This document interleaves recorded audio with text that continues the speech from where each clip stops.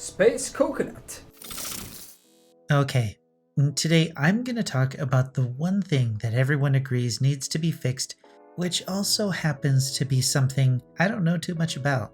Before I get into it, sub, share, like, and hit the bell if you don't want to miss videos like these in the future. If you ever want to discuss anything you see in my videos, follow me on Twitch where I'm live every Saturday with random streams during the week. Join the Discord if you want to talk with me or other coconuts about anything, as well as be alerted to whenever those random streams will be. People have been asking about the perk pack that I use. That's in the Discord too, so if you want that, go check it out. But I need to update it soon. Links to everything are in the description. Balance between the roles is something that players may never agree on, from the spirit bug to the state of keys, moris, gen times, and everything in between. Those things will probably never be fixed in a way that will make everyone happy, and that's fine. But in their quest to try and make the game as interesting as possible by adding DLC upon DLC, cosmetic after cosmetic, and licenses upon licenses, the one thing that the devs consistently mess up is the technical quality of the game as a whole. In a recent hotfix, the devs fixed a sound bug for the spirit and changed a perk, but somehow, in the course of changing those and a few other bugs, they magically unlocked cosmetics for everyone, including the Twitch shirt and some developer shirts that no one has any business wearing. How does that even happen?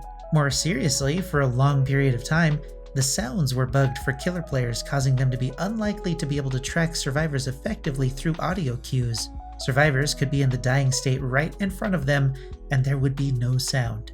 I believe there was a terror radius glitch more recently where survivors couldn't hear it properly, causing them to be caught by surprise when they should have heard a terror radius. From getting stuck in obstacles to getting fat shamed during a chase, there are an incredible number of bugs that still somehow make it to the live version. How about that little PS4 situation where players were watching the Dead by Daylight slideshow? Collectively, it's behavior's fault. Maybe those in charge, who force the time crunch for DLC deadlines, are the reason that they choose to stick to their release schedule, even with the number of blatant technical issues that a release might have. Maybe the devs chose to take shortcuts, putting important bug fixes on the back burner in order to work on the bugs of a new killer's power or something.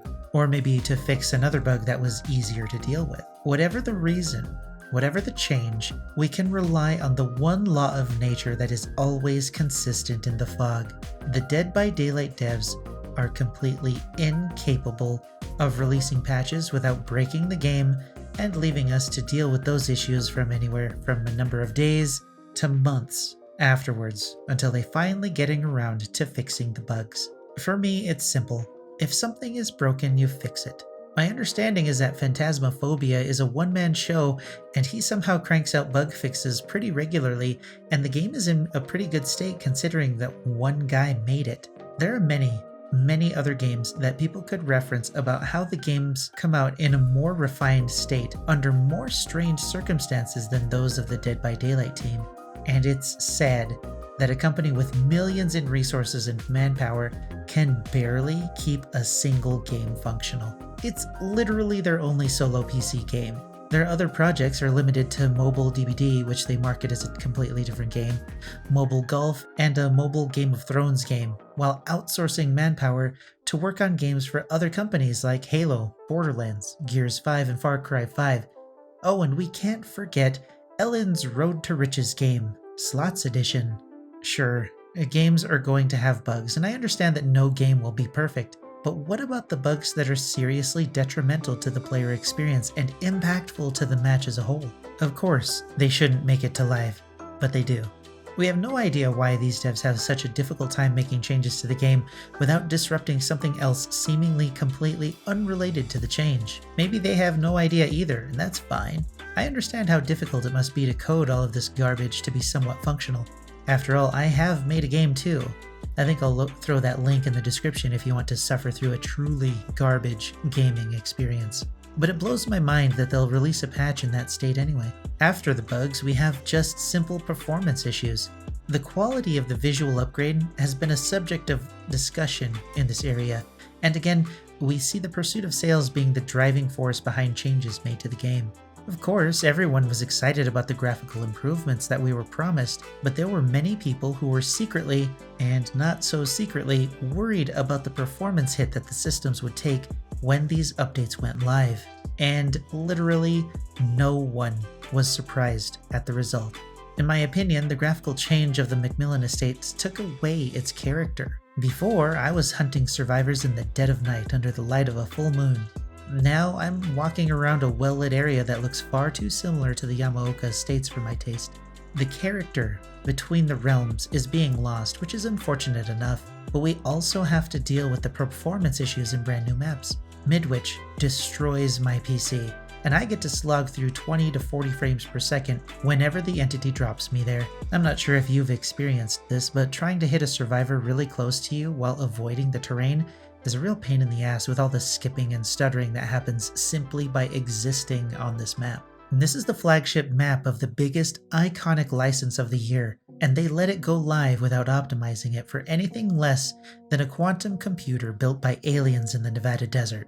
And it still suffers from those optimization issues nearly 5 months after its release. I'm really starting to believe that the upper management has decided that instead of making a good quality game that people would want to play for a long time, they're instead going the quantity route and trying to get their players to buy more stuff from the game instead. Unfortunately for everyone, it's working. And because of that, we get less quality and more quantity when it comes to the game. I really intended to have a different direction when I started writing this, but whatever the reason, the quality of the game should be the focus of improvement from now on, rather than just more and more DLCs. I kind of went all over the place on that, didn't I? Well, what do you think? Do you think that the game is fine even with its performance issues? How do you think they should improve on them? Are there any other games you can think of that have a great QA team that surprise you with their quality of work? Let me know in the comments below, and we'll have a conversation. And until next time, I'll see you in the fog.